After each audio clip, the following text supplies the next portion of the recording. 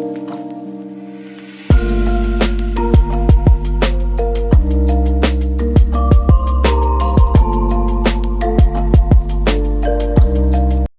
am joined today by Dr. Douglas Reeves, so I'm going to let him kick this session off and then introduce Emily Freeland. Well, thanks so much, Tony, and good afternoon, everybody. It's great to be with you. And the topic for today has to do with getting the most out of standards. You know, you'd think that after 20 years of the standards movement, we'd have this down pat. And yet, for the most part, what I see are schools continuing to struggle with the relationship between standards and assessment and instruction. And there are several problems in this. First of all, there's just too darn many standards. It'd be great if we had a 36-hour school day and a 36-month school year, but last time I checked, we don't. And that was before COVID. I don't know what the political semantics are in your neck of the woods about what we call what happened in the last 2 years. All I know is I've got second graders who don't know their alphabet. I've got fifth graders who can't read in the fifth grade level. I've got ninth graders who are struggling with number operations when we're asking them to do algebra. So the truth is, even before COVID, we had too many standards and not enough time. That goes double, triple, quadruple now. In addition, even if you are able to plow through, perhaps speaking as rapidly as I do, plow through the curriculum, cover every standard, there's not a shred of evidence that says that there's a relationship between rapid delivery and student understanding. But if you take time to put into your schedule, as I believe you must, the opportunity to reteach and reassess, then you're going to have to decide what to take off the table. And colleagues, that's going to happen with you. Nobody is coming to any of your state capitals saying, here's something that you can stop doing. The drumbeat is, you got to add this, you got to add that. Most recently, our social studies colleagues have had the worst of it, but I've seen the same thing in math, in literature, and science. Everybody wants a voice for the latest and best thing, but they never tell you what to stop doing. Our answer to that has been power standards, and that is identifying standards that have the greatest impact on student achievement and best prepare your students to go to the next level of learning. And today we're very blessed to have two of our finest colleagues, Tony Flock, Dr. Emily Freeland. Tony and I have worked together for more than 2 decades, and he not only has experience at the K-12 level, but in particular, Tony has been the architect of helping schools, sometimes in the most trying of circumstances, really achieve national recognition. So Tony, welcome to the webinar. Dr. Emily Freeland also has a national reputation at the secondary level for her expertise, and she has brought particular help to schools that are struggling under the weight of too many standards, and she is also an expert in helping classroom assessment gain better meaning. Whenever I think of Emily, I think of the real meaning of the word formative assessment, and that is that it only is formative if it informs teaching and learning, not just because it didn't happen at the end of the year. And Emily can really help us thread the needle to relate standards to the subset power standards to classroom assessment, and most importantly, what we do with those. So I want to begin our conversation this afternoon by, number one, appreciating the fact that our participants from all over the country are willing to spend time in what is the craziest time of the year, in the craziest of years in our history. So we just really appreciate it. And we never want to lose the opportunity to thank all of you for what you're doing right now in professional learning and what you're going to continue to do to serve the students that are so important for the future of our country. I want to begin by asking Tony and Emily, what are some of the best practices that you've seen in making standards come alive? Emily, why don't you start? For me, it's when teachers have really narrowed the focus on what's most important. One of the things that I always say to teachers, and especially I've said throughout this year, as everybody has felt this crunch to not only teach what belongs to them, but everything that belonged to the year before, is that in my almost 30 years in education, I have never seen a teacher taken out of the classroom because they failed to teach one of the standards on the list. So this discomfort that comes with really zeroing in on what's most important, while I understand it, it's time to push that away and do what we know as professional educators is what's best. And then also when we really dissected the standards and had a good understanding of application. We know that students learn best when they have the opportunity to do something with what they're learning, and really, taking that focus and turning it into application. Yeah. I want to echo Emily's comments on the need to prioritize standards. Folks, the clients that I'm supporting this year have, I think, made a difficult and honest recognition of the fact that students are coming into our schools and our classes this year with, whether you want to use the term unfinished learning or gaps or whatever it is. And the reality is that while a normal school year is challenging enough to cover the intended curriculum, this year it is almost mission impossible.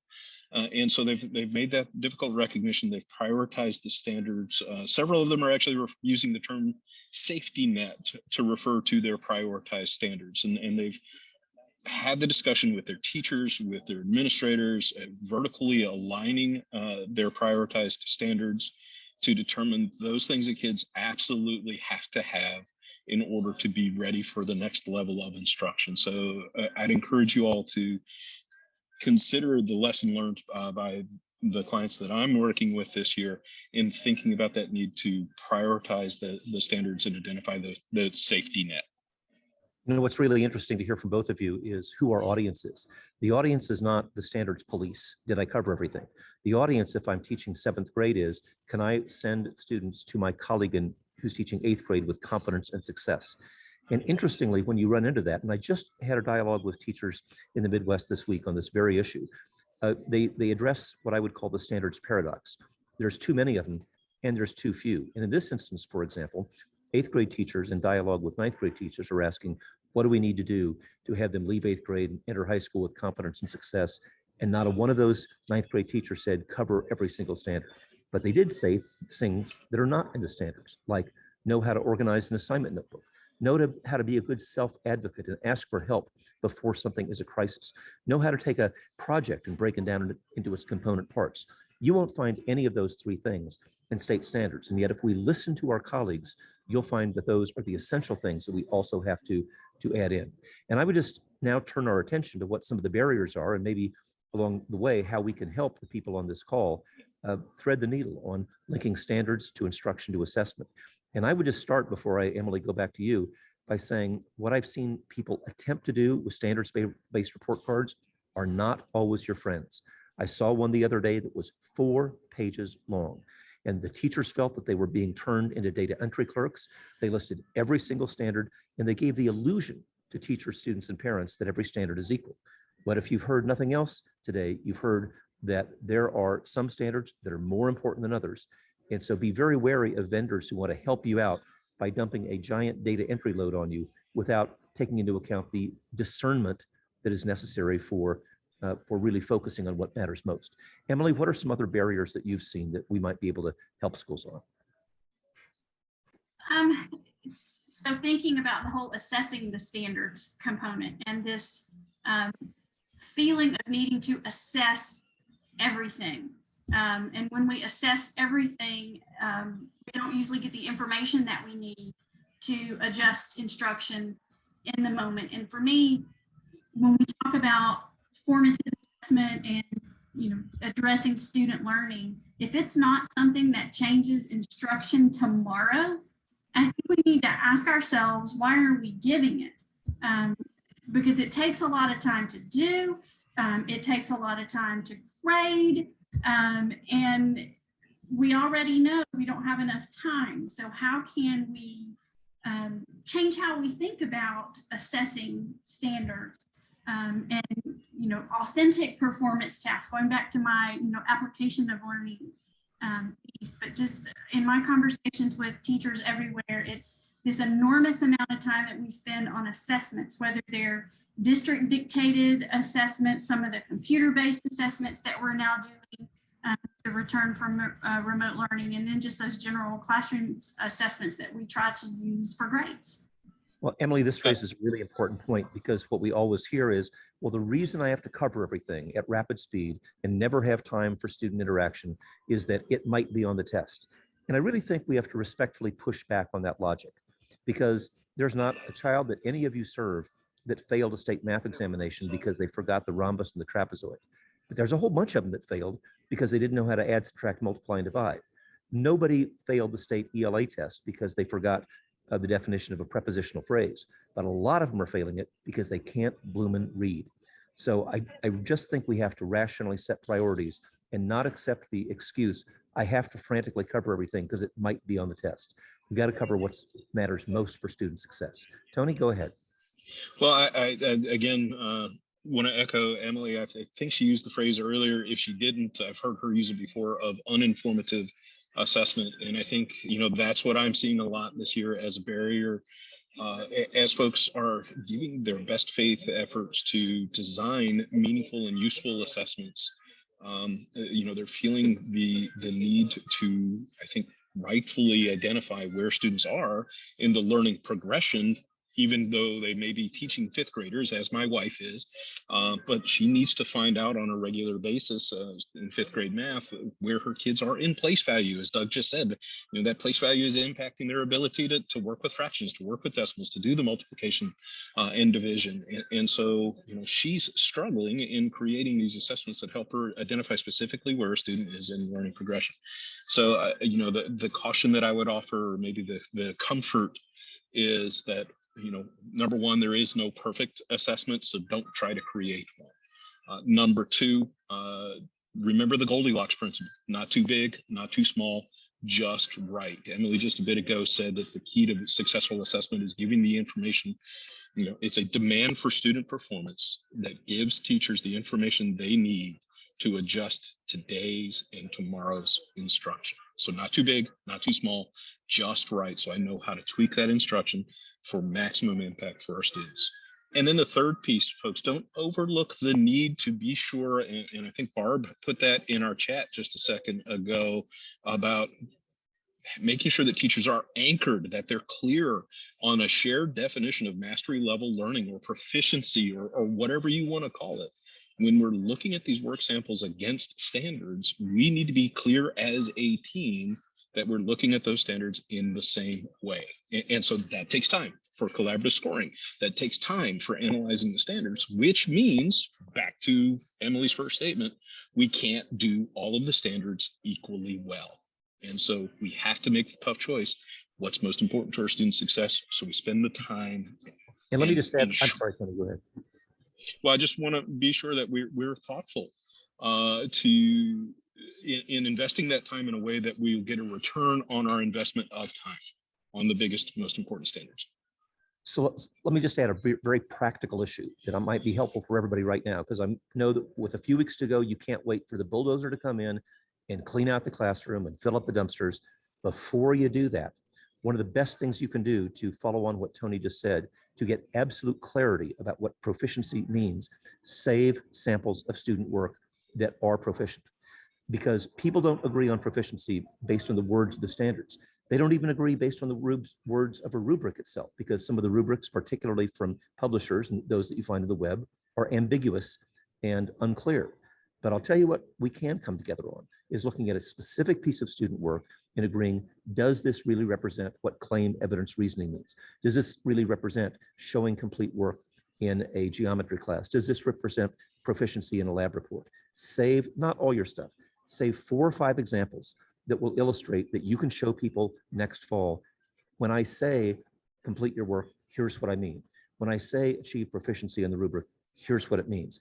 If you'll just save a few examples, and just before this webinar, I talked to a teacher in Wisconsin who's doing that, saving all these writing samples.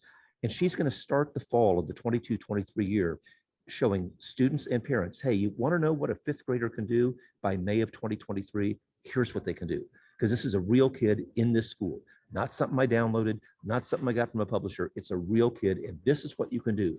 And it'll blow them away. Oh, they can't have, citations. They can't have transitions. They can't have these elegantly phrased essays. Yes, they can. Because with what this teacher also wisely saved was how those very same kids had pretty rotten work in the fall, and then they got better by winter, and then she's going to show them what they did just last week in May, and she's going to show everybody that progression. So don't think that the job is done by writing standards and writing rubrics. You're not done until you've got realistic examples of authentic work. Emily, go ahead. Well, actually, Emily, I'd like to pose a question from the group, if you don't mind. Bob writes, why do certain states refuse to acknowledge priority standards? And where do we finally build a prioritized list which are available through various means? Do you want to take a stab at that first, and then Doug and I can chime in? Well, I'm going to use some of the wise words of Dr. Douglas Reeves on this, because so much of the standards process at the state level has a political slant to it. And I don't think it matters where you are in the United States. We probably saw that most with Common Core, and so many states who couldn't even use the phrase of Common Core in the standards. So Doug frequently talks about how the standards process is an additive process. It's not a means by which we really dig into what is it most important for students to know and be able to do. That's always pushed down to the local level. And so local school districts have to be willing to take on that work and do it themselves, because at the end of the day, yes, we do have to prepare students for those state assessments. They publish those results in the newspaper whether we want them to or not. But ultimately, at the local level, that's where we set curriculum. And when we really understand the standards and we focus in on what's most important, when we do the prioritizing, when we look at the process of powering, then we hit what's most important. Those are the higher leverage strategies anyway, so kids perform better on the tests. It's when we narrow that focus so much and we don't push the higher level thinking that they can't memorize everything, but they can learn how to use a lot. And let me just offer three very contemporary examples from the last 2 weeks' headlines. And that is South Asian history, the 1619 Project, and consumer finance. Now, nobody would dispute that we can do a better job of teaching history, whether it's 1619 projects or other parts. Nobody would dispute that in many areas, the history of South Asia, which is a rich foundation, not just in world history, but a rich foundation that's contributed to the United States, doesn't get much attention in a lot of history classes. And certainly people would agree that we should all teach consumer finance, but nobody is going to the Capitol in Tallahassee or Topeka or Sacramento and saying, if you're going to do that, here's what you can stop doing. They're just adding one more thing on top of another. And as I said, our social studies teachers are getting the worst of it. I don't impugn the motives of those who want us to teach things that they deeply believe in. And I'm certainly not giving state departments a hard time. They are by definition reflecting the will of the people. But I'm just also trying to represent the teacher voice here that says there's only, unless you're going to give me more time, more periods, and longer day, something's going to get cut. And that decision is not made, at least to my judgment, at the state level. And I would just add, colleagues, if you do see something like essential standards or prioritized standards, be a very critical consumer. Because if all they've done is reword the standards, but you still got the same quantity of content to cover, that is an illusion. The intellectual integrity of power standards rests not just on saying what to do, but rests upon being fair and clear with teachers and saying, and by the way, you don't have to do this. And that is a voice you rarely hear. Tony, you've been watching the chat room. What are our colleagues in the field saying? Yeah, so Justin sparked quite a lively conversation in the chat when he asked you a clarifying question, Doug, about whether or not you were suggesting that we include organizational strategies in the standards and grade students on those abilities or those skills as well. I think there's been some very thoughtful responses there, but I want to give you a chance to weigh in on that as well. Yeah, I'm ambivalent about whether or not you put things like time management, organization, and teamwork in the standards. A lot of schools, not only at the elementary level, but even at the secondary level, are adding what they call citizenship grades or real world grades or performance grades, call them what you will. And they're giving teachers an opportunity to assess those, which I think is fine. You can even put them on the transcript. But my beef is the following. If you really believe that time management and organization and teamwork are important, call it time management, organization, and teamwork, and stop calling it history, algebra, and biology, which is what happens right now when all those behavioral things are locked into grades and may or may not have anything to do with proficiency in that subject. And colleagues, if you don't believe me, look at AP classes right now, because you're going to have students, now is AP test season, who are making 4s and 5s on AP tests and getting Ds in the class because they didn't turn homework in. If that's not a disconnection between what real proficiency is, I can do college level work, and what compliance and behavior is, I didn't turn in homework 3 months ago, I don't know what is. And by the way, reasonable people differ on this. So Justin and colleagues in the chat room, please feel free to push back. This is a safe environment for civil discourse and disagreement.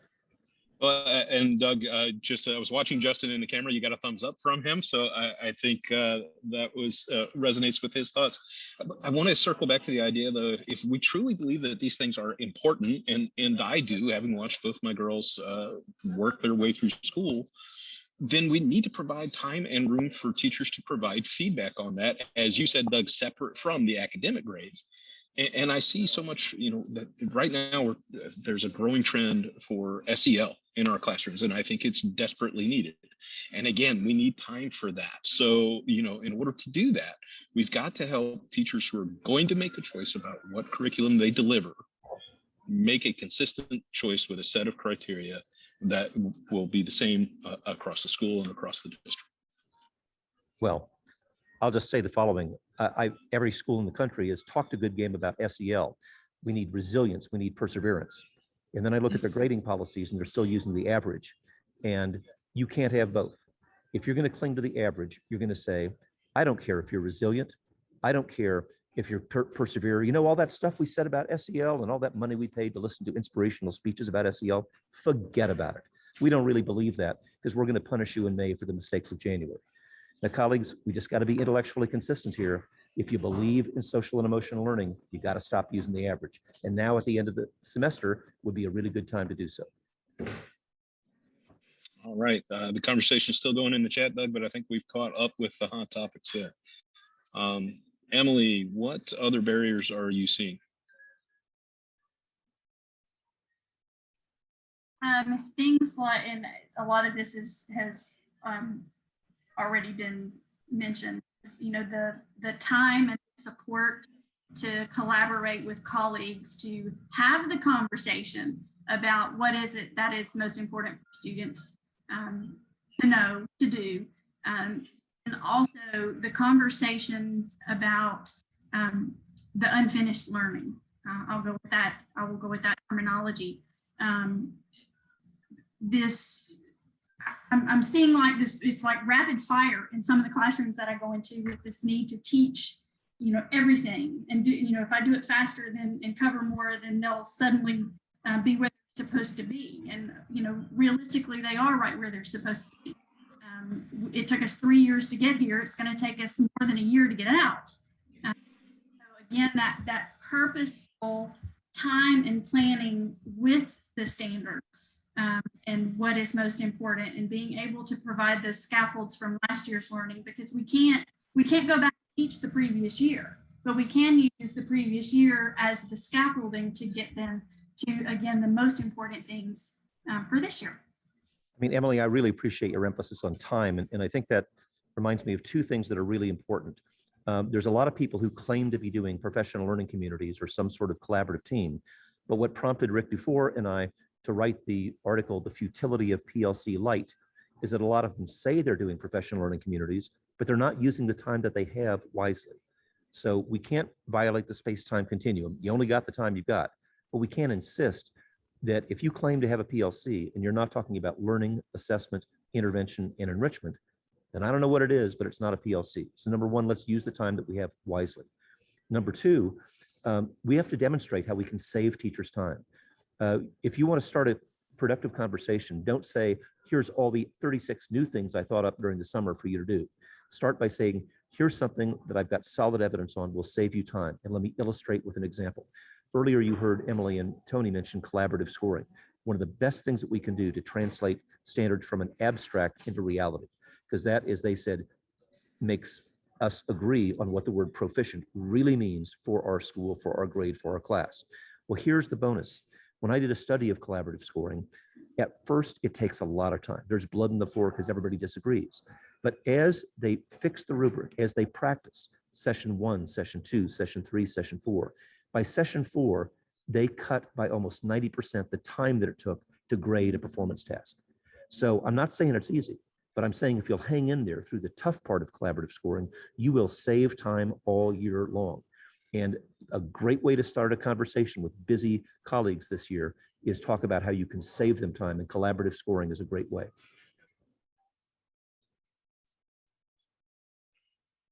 I think, Doug and Emily have both talked about the importance of time. And ladies and gentlemen, I'm very deliberate in using the term return on investment of time. That is our most precious resource.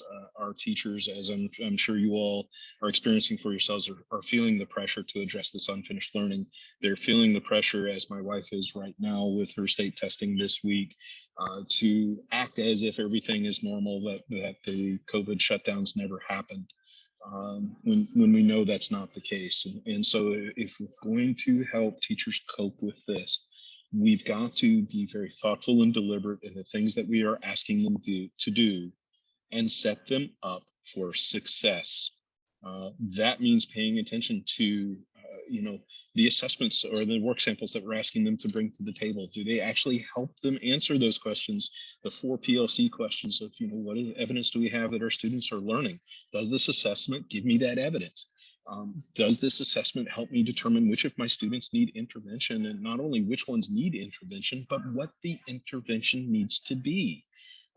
And I think that's where I'm seeing a lot of teams struggle this year. Like Doug said, the students are failing the state test because they're not able to read on grade level text. But the problem is teachers come into a PLC meeting, they look at the data from their assessments, they look at the work samples, and they go, yeah, I could have told you the student isn't reading on grade level before I took the time to give and score this assessment. It's not helping them be diagnostic. So Emily mentioned a few minutes ago the concept of scaffolding, and she's absolutely spot on. I'm seeing a lot of success in Ohio, and I think Barb, I'm assuming SST9 is in Ohio. I'm seeing a lot of success where teachers in elementary schools in Ohio are pulling those learning progressions out when they even look to design or modify the assessment to help them therefore be more diagnostic in determining student needs, to specifically identify where they need to intervene before talking about strategies. So big piece, folks, of asking to be very thoughtful about to ensure our teachers get the return on investment of time that they deserve.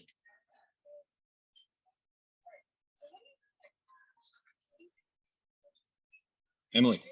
And Tony, I'm looking at the comments and looking specifically at the one that Christopher just dropped in about time, most limited resource, and then the rising behavior concerns in the schools, probably more elementary than high school and middle school, because those kids tend to withdraw a little bit more, but the students don't have the words to tell us what's wrong, so they show us. And sometimes they show us in some rather unappealing ways. But that pressure, that top-down pressure, the state says, yes, we're giving state assessments this year. And so the district and then the schools feel the need to make all of that happen. And so that then turns into overwhelmed teachers because they're trying to make that happen. And then ultimately the students are the ones who become overwhelmed because there's, it's the drinking from the fire hydrant effect. There's so much coming at them that they're trying to process and they're trying to learn.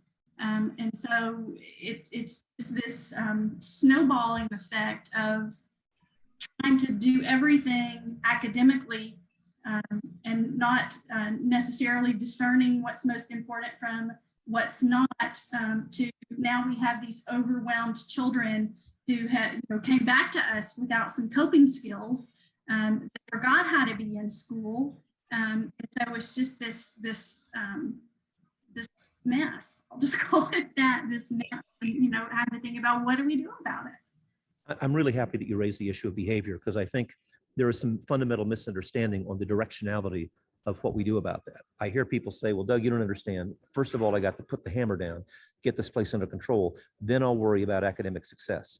But the evidence is the opposite. You want to have better behavior, fewer suspensions, fewer out of classroom and out of school referrals. The first thing you do is take steps to lower the DF rate. And I've been interviewing teachers, including those in very high poverty areas and very troubled areas. And when students feel like they are failures, they will find a way to succeed, including getting in trouble, because they can be very creative and clever at that. If we can find ways for them to feel competent and confident in the classroom, they are far less likely to act out. So the motivator is competence, and the key to reducing misbehavior is also competence. And that means anything that you're doing right now that leads to a sense of futility, like the average, that no matter how hard I work, no matter what I do, I'm going to fail. So I might as well make your life miserable. We got to get rid of those demotivators. And just this week, I interviewed a teacher in California who, and I've been following this man for 6 years now. He is a true rock star. He's a math teacher in a very high poverty area. And I thought this guy, should be nominated for sainthood after he got his DF rate down 80% by doing things like not only not using the average, but getting homework done in class instead of at home. When I interviewed him this week, the poverty rate's still high. The EL rate is still high. He has got his DF rate now to 0. And here's the key, lest you think he's a bleeding heart like me with grade inflation. No, he's hard as nails. He's using the same final exam, the same standards, the same proficiency. He's just figuring out a way for students to succeed in class instead of the illusion that something magical is going to happen during homework. So I know this can be done. And when you do that, you have better behavior, better engagement, and the school is just a safer, better place for all of us. Yeah, and I'm going to gently push back a bit on Emily. I believe that the disciplinary issues are not limited to elementary school. I'm seeing in secondary schools this year that I'm working with, from Virginia through Ohio, across the country, a school in Virginia that hasn't had a fight in 5 years, had 5 fights in the first 9 weeks. And, I think a lot of it is what Doug is talking about just a moment ago, is that these students recognize the hole that they're in and don't see a way out of it. So they will find a way out, and it's not usually a way that we want. So, the steps that we can take to help students be successful, I think it's hand in hand. As Doug said, the academics leads to behavior supports the academics. So, we've got to address that. And some of the unreality that, I believe state departments of instruction or public education make well-intentioned decisions. I'm not certain that they're always well informed as to what the conditions are like on the ground. Prime example of this, I mentioned to my wife, who's in testing season right now. The state of North Carolina, for some reason, decided to reduce the amount of time for the state assessment by over an hour. They didn't reduce the number of questions. They didn't reduce the number of items, standards being assessed. They just gave kids less time. And she was literally heartbroken last night when she got home and 2 of her students did not finish the assessment. And I'm not certain if we have any Virginia educators on the line, but still the most unfortunate acronym in state testing anywhere. My understanding and talking to my former colleagues in Virginia is that the SOL, there's the unfortunate acronym for the state test. The SOL is doing similar things. It's the same number of standards, less time, and just creating a lot of pressure for our students. Ladies and gentlemen, just a side note, I've had a couple of folks request the PLC Lite article that Doug mentioned, so I am attempting to place that in the chat for you all. So please bear with me for just a moment. I do not multitask well. So I'm going to turn it back over to Emily for just a second for some successes that she's seen. So we started with successes. We've talked about some challenges and barriers this year, but it's not all Debbie Downer. We are seeing some great practice out in the field, folks, and we want you to hear those. So Emily, would you mind sharing some more of the successes that you're seeing this year? Yes, I have seen lots of successes, most recently in some high schools that I'm working with, who have taken on the challenge of the average, who have taken on the challenge of minimum grading practices. And when I say minimum grading, removing the 0 as the floor and stopping the floor at 50.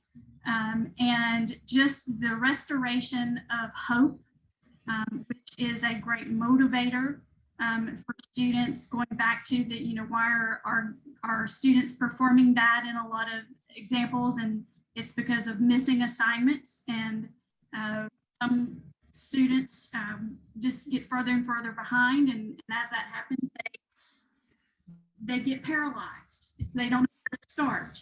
And so helping students to manage their way through that. Doug brought up the example of the teacher who has seen their DF rate go away.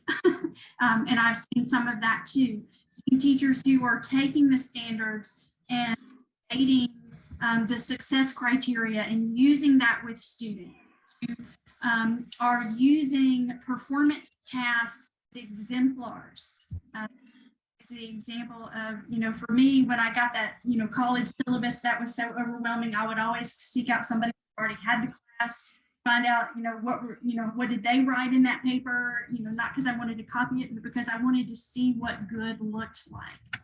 And so those teachers that are using the success criteria with the performance tasks and having exemplars for students to actually see what good work looks like is increasing the quality of work that they're getting. So it's not just, again, it's not grade inflation. Students are giving us better quality work because they know very clearly what the expectations are. And when we pair the standards with clear expectations, we're more apt to get what we want from students, and students are more apt to give us that. And Emily, you are so right about that. And here's why, again, I want you to all be critical consumers. I know you can buy exemplars online and you can buy them from publishers, but the first thing people will say is, but that's not our kids. That's not this neighborhood. That's not our culture.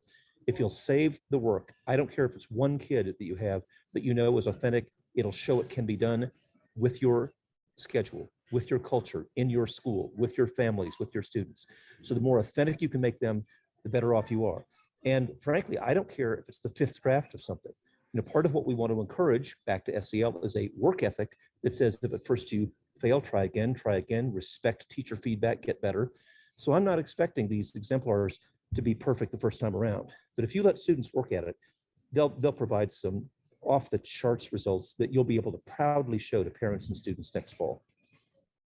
And Doug, the concept of grading practice is sparking a lot of conversation in the chat, and want to just call out one of the comments from Chanel, one of our participants. She was responding to some suggestions in the chat, and to provide students and parents with the latest score, how students are doing on an individual standard in standards-based grading. And Chanel mentioned a challenge that when attempting to do that, her students and parents were upset by not knowing what their overall grade was throughout the year. So Chanel, I want to point you to a high school department in Ohio that I think is, was kind of in the same boat and figured this out, or figured out a way to change their traditional grading practices. So, of course, as so many of us, they had to use learning management systems during COVID, so they got good at that.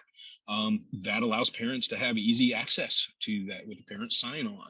And so they have changed their practice to have the posting in that LMS of the most recent score. But here's the kicker. The social studies teachers, were really resistant to the idea of, number one, prioritizing their standards because so much of history is important. Number two, they were kind of a traditional group. They really didn't want to let go of their favorite projects and grading practices. But through a lot of study and consultation with their colleagues in the building, what they ended up coming up with was an open-ended response to several key concepts in each unit. They would score that open-ended response with a rubric that they had created together, give the students very specific feedback on their response against the rubric, and then point them to some resources that they had posted in the LMS and said, it's now your responsibility. I've told you how you are doing. Here's the resources, and you have an opportunity within the next week to use those resources and resubmit your assessment. And folks, this was a team, again, I can't stress to you how resistant they were to this whole concept. They came up with this idea, they came up with a solution, and they are reporting some of the highest completion rates for assignments and assessments that they've seen in their careers. This is a choice they made in changing their grading practices and giving the ownership back to the students. I think that's the most brilliant part of it. They've said, here's the resources. I'm not going to try to find time to tutor you because it's not in my day. But here's what you need to be successful.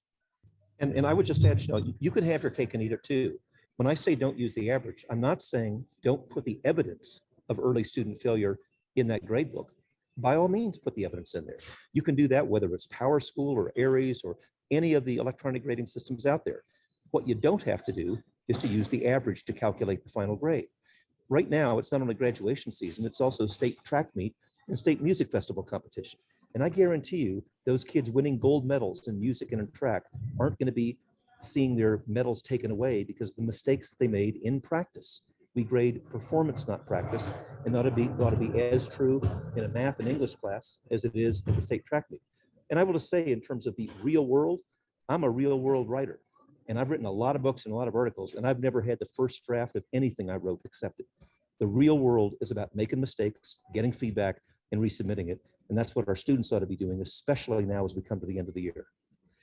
By the way, for all of you who are interested in grading, we will be doing an entire webinar. Oh no, Doug, because I know. Say that one more time, Doug, you froze. Oh, I'm sorry. We'll be doing an entire webinar on this subject. It's entitled Grading Reform Without Tears. And it's how, even in the face of controversy, do you implement successful grading policies? So we're looking forward to seeing you all then. We only have time for a couple of more questions and we're going to have to go. So one point that came up was the idea of, some success being seen early in some changes to the grading practice being viewed as grade inflation because we reduce the number of failures, therefore we must be grading more easily, I would assume is what the board was thinking there in that comment. So Emily and Doug, any thoughts about how to clearly communicate that when we change the practices, we're actually being more accurate, not less? It's a legitimate concern. If you have lower math performance and higher grades, that's grade inflation. But if you have the same or higher math performance, as evidenced by assessments that we use, then that's evidence that the kids aren't having inflated grades, they're having more work. You work harder, you ought to get higher grades. And I think that's what sometimes trips people up, is that in the past, it was one shot and you're done. If now we say the real world demands getting feedback, respecting feedback and applying it, and of course I get better, then that's not grade inflation, friends, that's work inflation. And I'll add to that because that was a concern with some of the teachers who took on some of the action research around that. When you have no evidence, you still have no evidence. We're still kids, for a lot of them, who had Fs because there was no evidence.